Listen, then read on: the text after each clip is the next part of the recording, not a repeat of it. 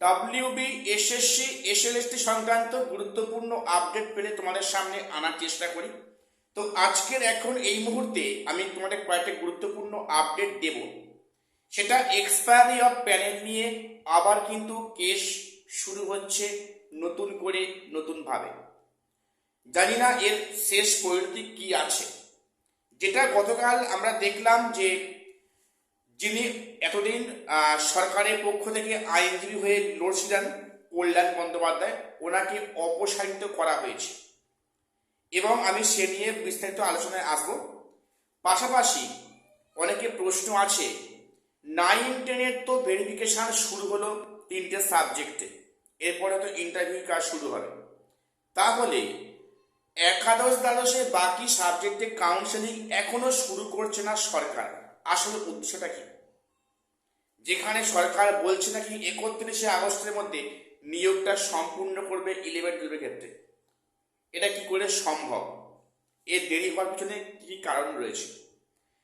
এবং আরেকটা প্রশ্ন যে ওয়েটিং ক্যান্ডিডেটদের কি হবে, এখন আশা কতখানি আছে বা থাকলো, সেটা নিয়ে আমি আজকে তোমাদের সামনে বলবো।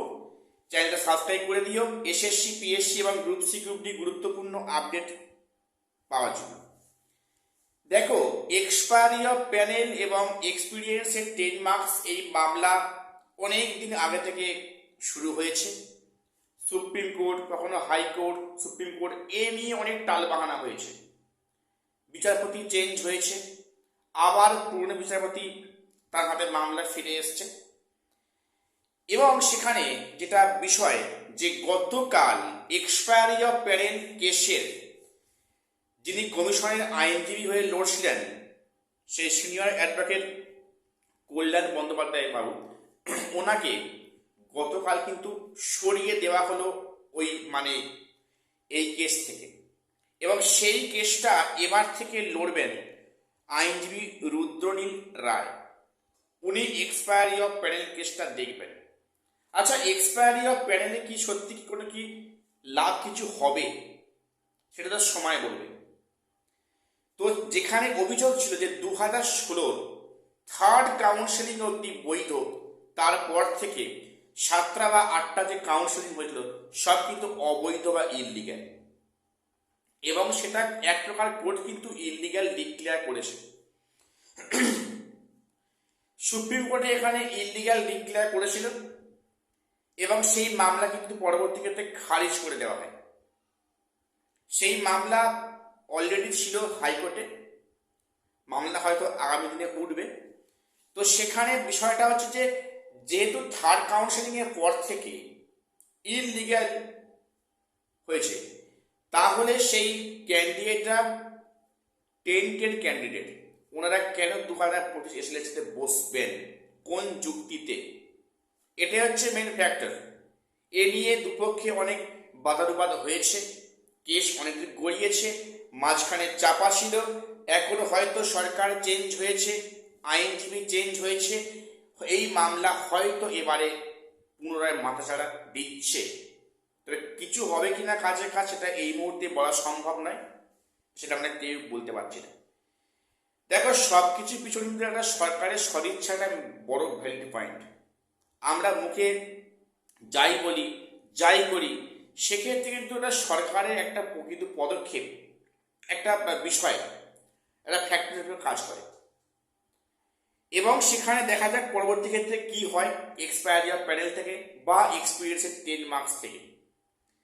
এবারে বিষয়টা যেটা যে একাদশ, এর প্রশ্নটা অনেক করেছো যে একাদশ দ্বাদশী কাউন্সেলিং যে কিছু বাকি আছে সেগুলো না শেষ করে কি করে 9-10-এর কাজে হাত দিচ্ছে। দেখো, এখানে এমন কোথাও লেখা নেই যে 11-12 নিয়োগ না হওয়া অব্দি 9-10-এর কাজে হাত দেওয়া যাবে না, কোথাও তো লেখা নেই। কাজে এটা অবাক হচ্ছে। প্রথম বলি, একাদশ দ্বাদশের যে কাউন্সেলিং এখনো কেন হয়নি বাকি সাবজেক্টগুলোতে, সরি, তার পিছনে কিছু কারণ প্রকাশ্যে আসছে এবং তার মধ্যে কয়েকটি আমার কাছে যুক্তিহীন মনে হয়েছে। অনেকে বলছে যে এই যে 11-12 রিক্রুটমেন্ট এখন যে কাউন্সিলিংটা হচ্ছে না, তার পিছনে নাকি বড় কারণটা হচ্ছে ওবিসি কেস বা ওবিসি মামলা।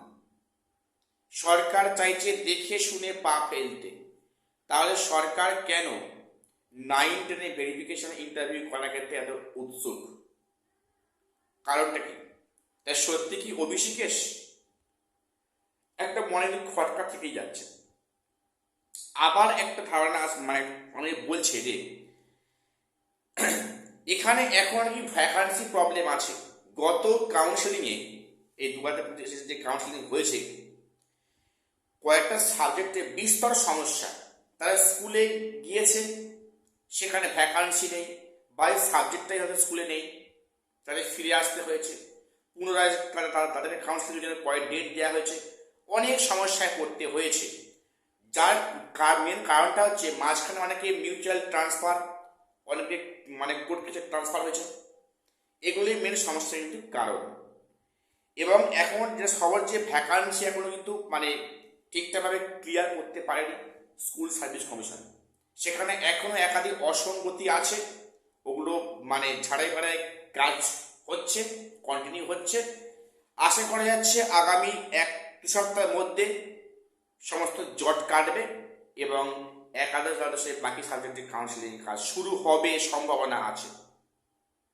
কাজেই এটা নিয়ে এখন অনেকটা ধোঁয়াশার মধ্যেই আছে প্রত্যেককে, যে কেন অ্যাকচুয়ালি এখনো অবধি একাদশ দ্বাদশের কাউন্সিলিংগুলো আরম্ভ করছে না বাকি সাবজেক্টগুলোতে। আচ্ছা, এবারে যে প্রশ্নটা প্রশ্নটা করছে, উনি মাঝে একাধিকবার প্রশ্ন করেছেন। তো ওনার বক্তব্য যে ওয়েটিং এর দিনে কি হবে, আদৌ কি আশা আছে? কে বলেছে আশা নেই? একাদশ দ্বাদশে এখনো যারা প্যানেলভুক্ত আছে, অনেকে এখনো কাউন্সিলিং হয়নি, আগামীতে হবে। সেক্ষেত্রে কি করে এক্ষুনি ওয়েটিং এ কাউন্সিলিং হতে পারে? অসম্ভব নয় কি? বিষয়টা যে যারা এম প্যানেল হয়েছে ওদের আগে নিয়োগটা হবে, ওদের নিয়োগ হয়ে যাওয়ার পরে ভ্যাকান্সি যে ফাঁকা হবে, সেখান থেকে কিন্তু পার্টে পার্টে বিভিন্ন সাবজেক্ট ওয়াইজ কাউন্সিলিংয়ে ডাকা হবে। এগুলো পরিষ্কার। কাজেই এম প্যানেলকে যত নিয়োগ দেরি হবে তত ওয়েটিংয়ের বেশি সময় লাগবে। ওয়েটিংয়ের তো চাকরির মেয়াদ থাকে 1 বছর, সেখানে 6 মাস বাড়ানো হতে পারে। তাহলে যা করা এর মধ্যেই করতে হবে। কাজেই এখন কিন্তু ওয়েটিংদের ওয়েট করা ছাড়া কোনো রাস্তা নেই, খোলা নেই।